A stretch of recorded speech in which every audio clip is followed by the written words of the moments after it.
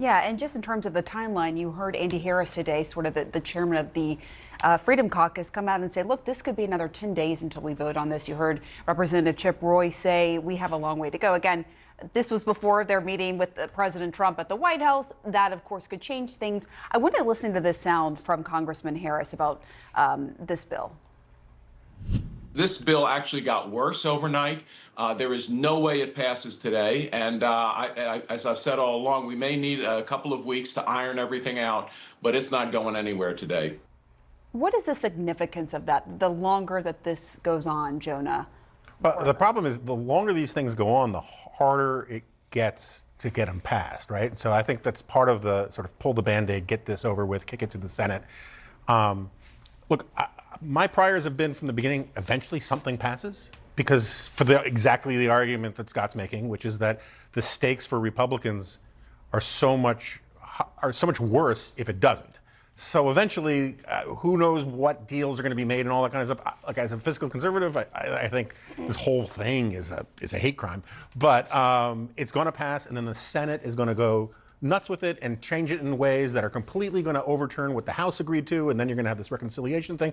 So this is going to be something we're going to be talking about on here all summer long. Let's talk about the fiscal conservatism, though, because the CBO came out. That's the Congressional Budget Office. It's nonpartisan. It says this bill would force cuts to Medicare, will take from the poor and give to the rich. Nearly 9 million people will lose access to health insurance. It will increase the deficit by nearly $4 trillion. That is what they are estimating.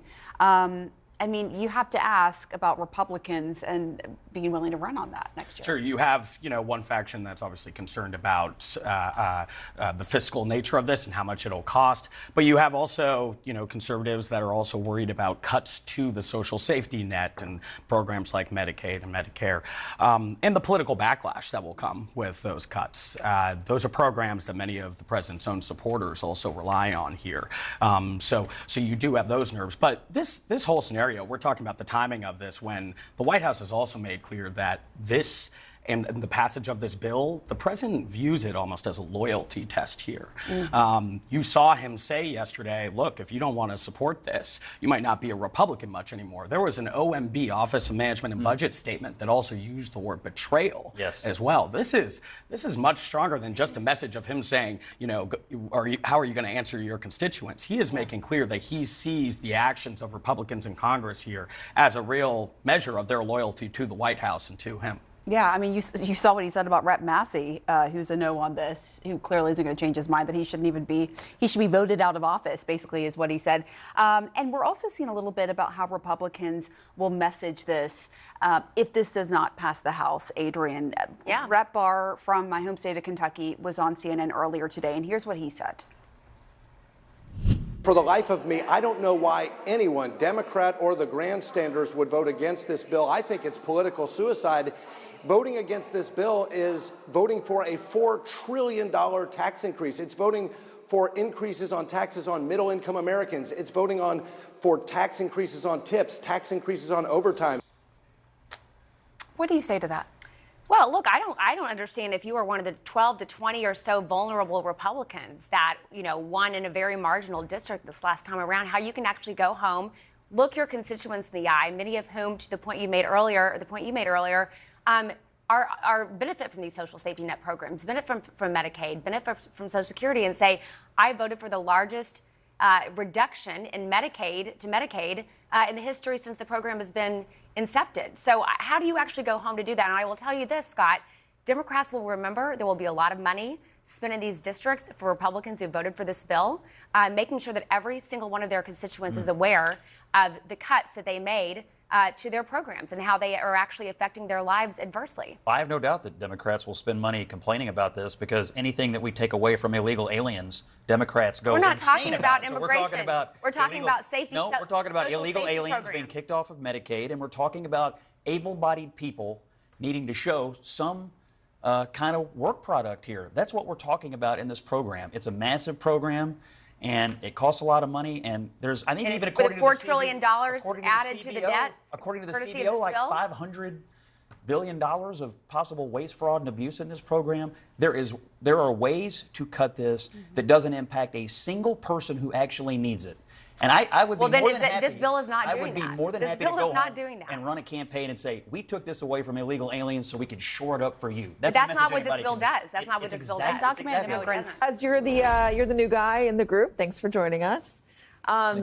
This spending bill is something that Democrats are going to try to use to their advantage. They're going to say they don't want it to pass, but they're going to say if it does pass, that this is going to take benefits away from the working class, and it's going to do it at the expense of, or it's going to do it in service of, tax cuts for the very rich. How complicated is the messaging on that?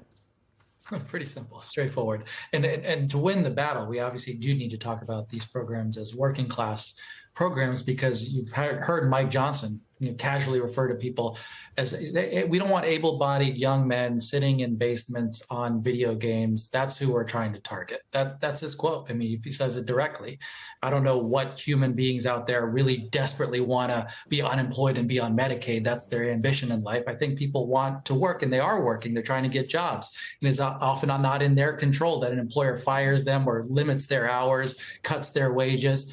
And to fight for working class people is to understand that they are trying their best to succeed, and they're up against these barriers and need healthcare, rely on Medicaid to just get by. And it is up to Democrats to make the case, not just to protect Medicaid, but to own it, to say that this vision, this program exists because we are authors of it. We care so deeply about it. We are going to go and educate the American public about its importance and its value. Ashley, this is a bill that the Republicans are struggling to get done. I mean, Jake Sherman is a believer that it will get done and it will end up going to the Senate where it's going to get changed. But this struggle that the Republicans continue to have within their own conference, when they are in control of the House, when they're in control of the Senate, when Donald Trump is the president, this is the second time around that we've watched them struggle to get on the same page. How is that possible when Donald Trump is supposed to be the biggest cudgel in the party? Why is he not able to get legislation passed? So I will say Jake Sherman knows far more than I do, but from what reporting I've done, I also share his belief that ultimately, maybe not quite in the exact form they initially intended, this does get passed. But look, he has incredibly narrow majorities in the House and the Senate, and the House conference contains multitudes, right? You have the hard right guys who in many ways it should be, and frankly is, an easier task for Donald Trump than it has been for some past presidents, because they used to traditionally, back when I covered Congress, they were the rabble rousers, they were the pain in then Speaker Boehner's side, they wouldn't agree to anything. A lot of these people are Trump guys. So a lot of those very firm convictions they had about not growing the debt or the deficit or out of control spending, some of them still have them. And that's what you're seeing now in these final kind of nitpicky points. But they are willing to put a lot of those beliefs aside to do what Donald Trump wants them to do. And then, of course, there's the moderates who have a totally different perspective, who represent entirely different constituencies, who are much more concerned with things like the SALT cap. But the House has always been, especially House Republicans, like herding cats, even when you're someone like Donald Trump, who, not to mix a cudgel with the cat metaphor, but who does have that cudgel. David, I wonder how much this politically benefits the Republican Party, because you have the conservatives who are arguing that they don't want to add to the deficit. The bill that, as it currently stands, according to multiple different groups analyzing it, will add anywhere between $2 trillion to $4 trillion to the deficit, which is quite a bit of money. And there's a question about how that's affecting the markets, which we're watching right now. At the same time, one of the ways to not pass a bill that doesn't add so much to the deficit is not just cutting Medicaid, which Josh Hawley has argued is a bad idea for Republicans because they won off the working class, but maybe to raise taxes for the very wealthy instead of lowering them, raise taxes for corporations. Donald Trump has already imposed on working Americans the largest working class tax increase in American history. That's what tariffs are. They're a tax that falls on working people. You know, that young man whom Speaker Johnson fantasized about on his couch playing video games, the couch is tariffed. The video games are tariffed. Does he pause for a soda? The aluminum in the soda is tariffed. Maybe he has a beer. The bottle cap and the bottle are tariffed. Does he have perhaps a snack? The bread made of Canadian wheat, tariffed. So all of those, with all the hullabaloo, sort of the three-card Monte game of the tariffs, we've lost sight. The United States already now is a higher tariff country than it has been at any time since the immediate aftermath of World War II. And those tariffs are now at a level where they are collecting revenue, which is coming overwhelmingly from the people who can afford it least. So it's not just spending cuts for the young man on the couch, but massive tax increases on that young man too to finance the high-end tax relief. And if Donald Trump raises taxes on the rich, well, you know what? I don't think we should speculate about this until we've seen the bill notarized. Yeah, I mean, we are waiting for the final version of the bill. All right, so we're watching the markets, as I mentioned a moment ago, and the Dow is down nearly 2%, down 800 points almost. Senior business correspondent for NBC News, Christine Romans, has very kindly rushed over to the set for us. So, Christine, explain what we're watching. There's a couple of different things happening here, but there was a Treasury bond auction earlier today that was a little disappointing, and that sounds very wonky, but it's really important because you've got this tax and spending discussion underway. You've got a Moody's downgrade that just happened because of concerns about debt and deficits, and then you have demand for American treasuries was a little disappointing. So, what you have here is the markets crashing. And Trump is losing all of his buddies in high finance, all the hyper-capitalists that love Trump, or at least hated him less than they hated Kamala. And a lot of these big business types supported Trump because they knew he would be a disaster. They knew, but they thought incorrectly. We tried to warn people. We tried to warn them.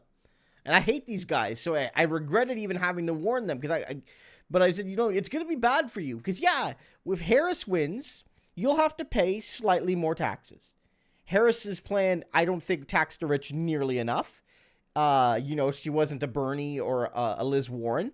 But, like, you'll pay more taxes. And unions will not be as crushed.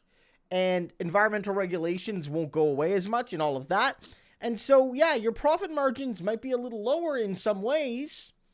Because it's not just about you. You're running a country, not just a corporate slush fund. But this disaster wouldn't have happened. And the disaster around uncertainty of the Trump bill, in many ways, the cuts being so harsh that they know it's going to cause downturns in the market. It's going to hurt businesses even. And on the other hand, just the tariffs, guys, not just the existence of them, yes, but the uncertainty surrounding them, whether they exist one day but not the next, that they exist now but they're half of what they were, and then all of a sudden double. And then they don't exist again, and now they're triple, and then they're back to, you know, half, but, like, that's still a lot, and it's like companies can't invest, consumers can't plan, workers are left out of in the cold because of it. All of this demonstrates that no matter how friendly Republicans can act to big business, and they bend over for business even than the already too business-friendly Democratic Party. These are both right-wing capitalist parties on economics. They are. It's just one is super insane. But it doesn't matter how friendly you are to business when your policies easily make the tax cuts you're going to give them irrelevant. Which is why, despite new tax cuts supposedly coming, capitalists are crashing.